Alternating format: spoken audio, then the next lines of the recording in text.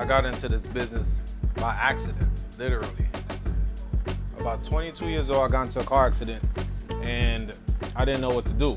So I took my car to a shop which was owned by this Italian oligarch. And I told him how I wanted my car to be customized.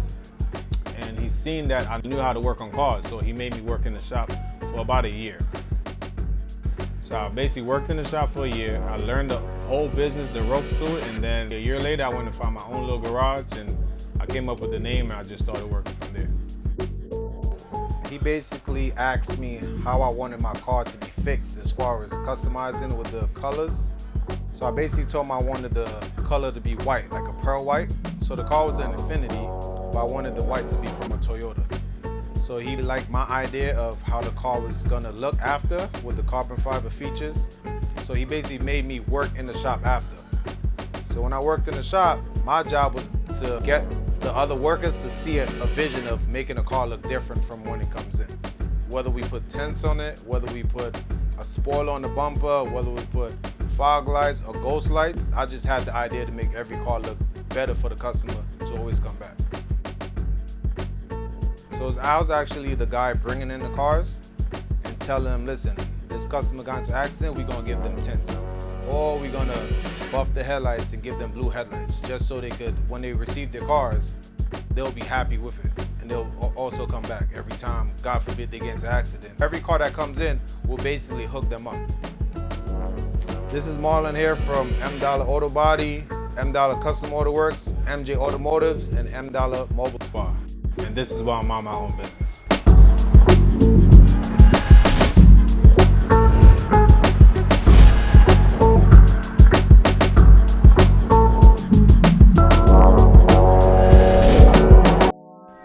I opened my shop at 23, so I've been working in the bodywork business from 22. So I've been in business for about 10 to 11 years. So the ideas I used back then till today, funny, I still use them now, because let's say somebody gets into an accident using the Geico insurance, I'll just basically put tints on their car for free or give them blue lights, or being that I have the detailing shop, I'll give them like a free detail on the house, so when they come back, they'll also remember what I did for them and they'll just continue giving me more business. So prior to this business, working on cars, I used to do DJing and photography. I also used to do taxes. I was doing accounting, so I went to school for accounting. So I did taxes for about 2 years. Then after I opened up the body shop, it became too much work for me to do the taxes. It was just too much numbers. So I left the taxes alone and I focused more on the body shop. So the daily tax I have at the body shop is, I have the auto collision section where if a car get hit real hard in the front or the back, whichever part, that's the auto body. Then I have the detailing section. I also have the customized section. That's the part where I really put hands on as far as coming up with the ideas to make the cars look better, look different, so the customers would be happy with what they receive. So my biggest misconception of this business was actually learning customers. Like they say, customers is always right. Whether we believe a customer is wrong, but they're always right. So basically you always have to give a customer what they want and what they feel that they gain, so they can always come back. So every summer I keep a customer appreciation barbecue, which is about Labor Day weekend. So I give out food, drinks, we do rallies, we do, I'm actually doing a raffle where I'm giving away a BMW. So I'm selling tickets to give away a BMW. So hopefully if all my tickets get sold, I get to give this car away. And so I'm basically giving away a 40 grand car for like $100.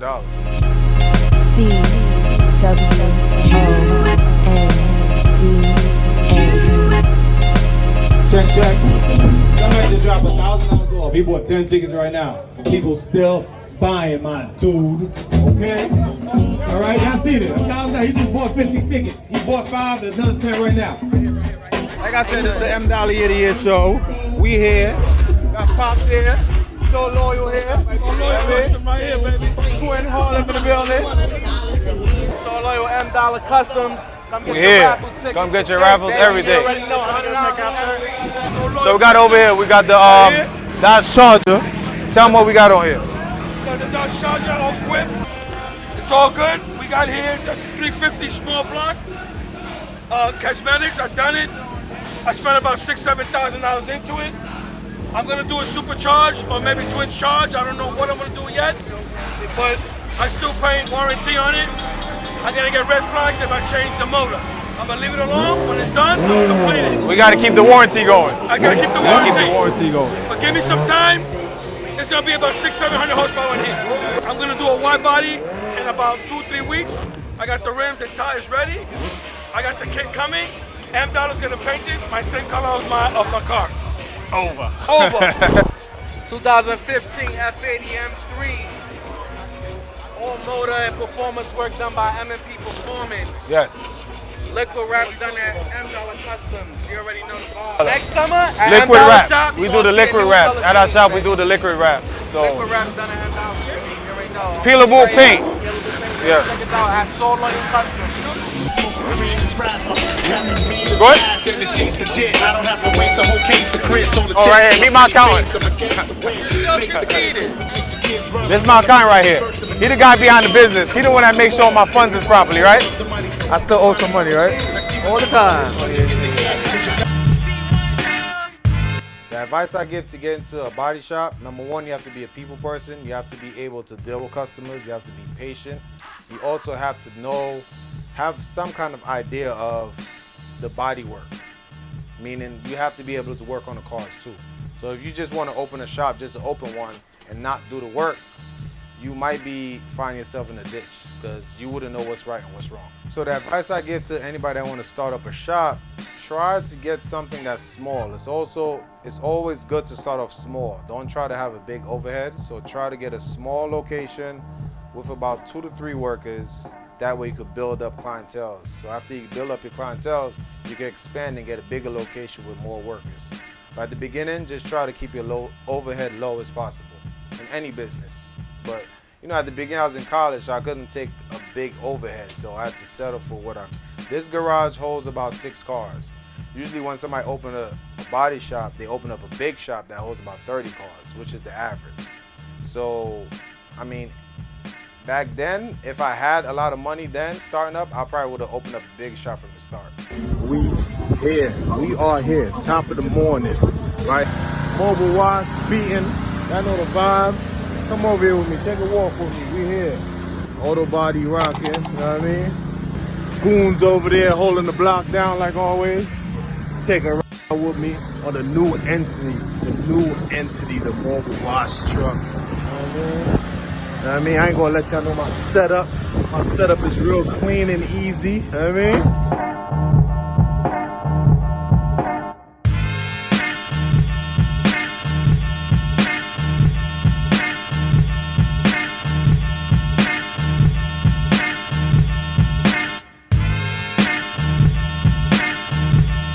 The importance of ownership as far as being a boss, you have to make sure your workers, they're comfortable, where during the COVID, it was slow. So at one point we didn't have no business at all. So what I did was I brought in my personal cars just to have the shop active. So therefore I paid the workers, but I paid them about a 75% rate just to keep them active where they wouldn't be out of a job. So I brought my personal cars in to make them work on it.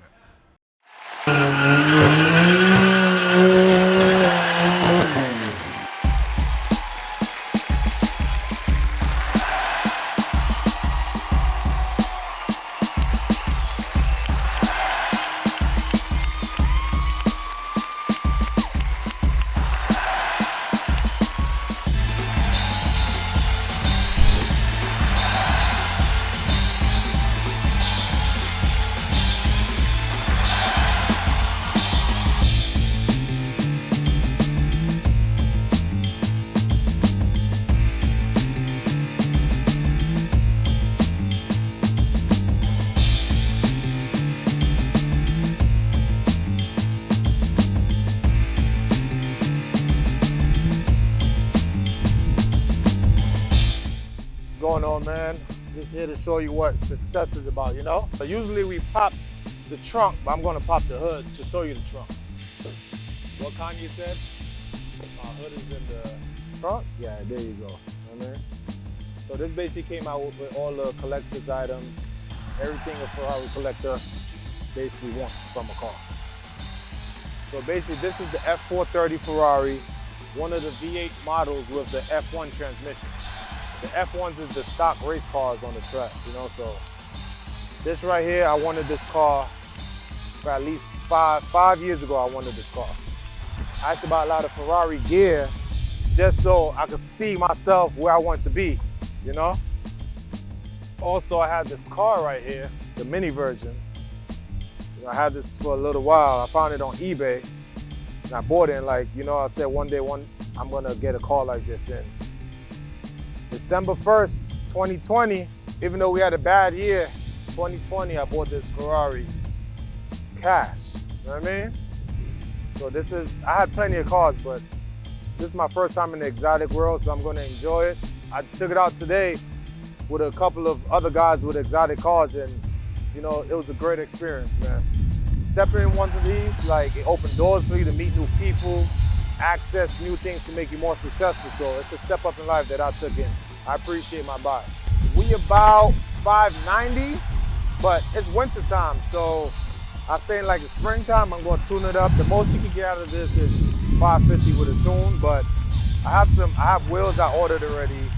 I'm gonna switch the brakes, seat belts, I'm gonna do some pinstripes. I'm gonna make it look slightly a little different. My theme is gray and yellow. A lot of people think I'm doing red. That's my favorite color, but I'm gonna stick with the gray and add a little touch of yellow to it. Make something different, you know? Because I did red like over 9 times already, so I'm sticking with the gray and a little yellow, and we're gonna see how that comes out.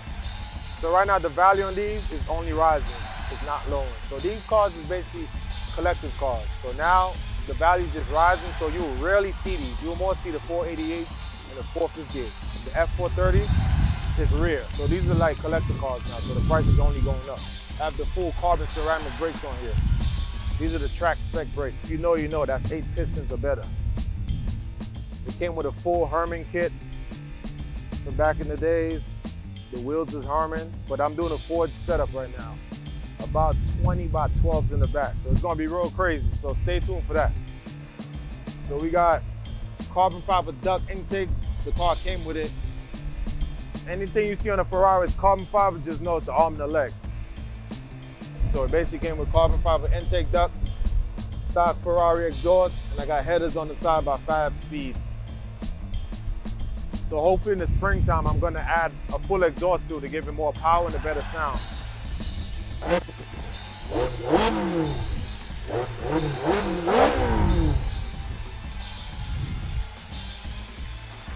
Woo! That's that V8 special, boy. Also, these scoops right here is basically how the car breathes.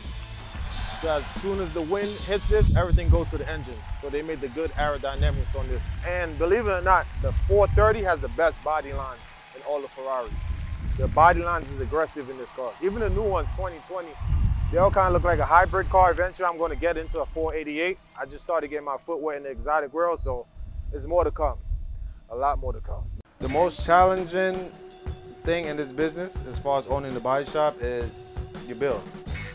The materials is really expensive, so every car you work on, you have to take at least $350 and put it towards material, because materials can add up real quick. So one day, everybody's minding their own business at the job, and basically a Coca-Cola tractor trailer tried to enter my block. But being that he had a long trailer, when he made the right turn, his trailer in the back sideswiped about 4 cars. So due to the fact that, you know, his truck sideswiped everybody, we had to call the cops to make a report. And being that his insurance, they had good insurance, so their insurance covered those cars at that shop, being that it was on a public road. But you know, the street is tight, so the trucks try to make turns, and usually when they try to make a turn, if they don't be careful too much, they tend to sideswipe cars. Because my location is really tight. My block is real tight. So that's one problem that occurred. That was a little bit challenging, because every customer car that got hit, the customer had to be basically present for the insurance to pay them. So I had to call up every customer, like, listen, your car got hit by a Coca-Cola truck. It's bad, but the good thing is that the truck is gonna pay. But every car got fixed. being a business owner, I still have my personal hobbies I like to do, which kind of interact with my business also. As far as car shows, I like to go to car shows. Why? Because I like to promote my business at the same time. Being that I'm in the auto body, so every time I go to car shows, I carry flyers with me where I could promote and meet new people. My biggest thing to inspire my community, as far as my friends also, is save. The more you can save in the bank, the better you'll do. Meaning, if you want to open up a business, you can always have money to reach in the bank to either start up a company, or if your business is not doing good, you can just reach in your savings and you always have money to continue pushing for the next month. Because not every month you make profit. So I say everybody try to save as much as you can. So the savings helped in this pandemic due to when the pandemic hit, business became slower in the body shop because less people was on the street, so less accidents was happening. So my mobile spot actually picked up because all the car washes was closed. So everybody couldn't get a car wash, so they basically booked me to come to the house to wash their car. So my savings that I put aside, that's what I used to open up the mobile car wash, and I continued from there. I had different businesses, but my main business is the auto collision. So it's always good in that auto body to keep your workers happy and keep them afloat, because in a snap of a finger, in where I'm located, we have about 30 body shops. So you could lose your workers like that. If it's slow, they'll go into another body shop and start working. So as far as my body shop standing out the most, I don't only do auto body. I do the customizations, I do the car detailing, and I also do mechanics. So I don't only do auto body, meaning collision. I do other aspects where people come for tints, they come for rims, they come for special lights, they come for special sound systems. So I'm all around. Come here. You only cool because you my son. You know who I am, bro? Stop playing with me out here. Let's go. Come on. He don't know why he the coolest kid, yo. I want my legacy, basically, number one, I want my son to take it over. Meaning that he's 6 years old now, so let's say 10 years from now, he gets working papers, 16, he could take over that and continue the name going on and probably have at least 2 more locations. Stop playing with me. Stop. Come here. Stop playing with me. Now you see why you the coolest kid? Look at him. Look at that. Look at that boy. This is Marlon here from M-Dolla Auto Body, M-Dolla Custom Auto-works, MJ Automotives, and M-Dolla Mobile Spot. And this is why I'm on my own business.